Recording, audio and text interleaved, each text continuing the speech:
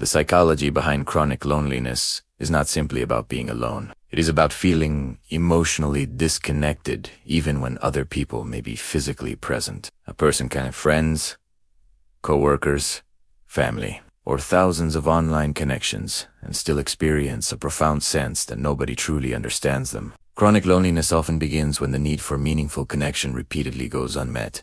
And over time, the mind can start expecting disconnection before it even happens. You may stop reaching out because you assume people are too busy, uninterested, or incapable of understanding you. You may tell yourself that you prefer being alone, when part of you is actually protecting yourself from the possibility of rejection. This creates a painful cycle.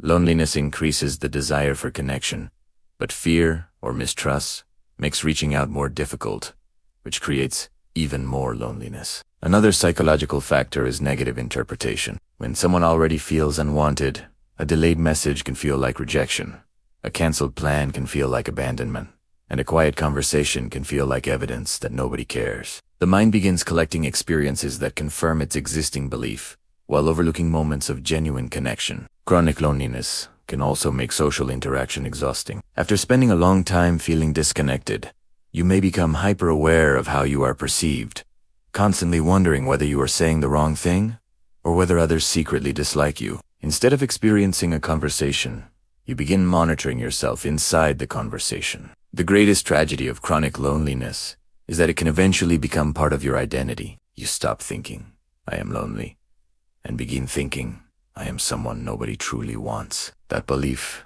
can become far more painful than solitude itself. Yet loneliness is not proof that you are unlovable, socially incapable, or destined to remain disconnected. It is a signal that an important human need is not being sufficiently met. Healing begins with small forms of genuine connection, rather than trying to suddenly create a huge social life.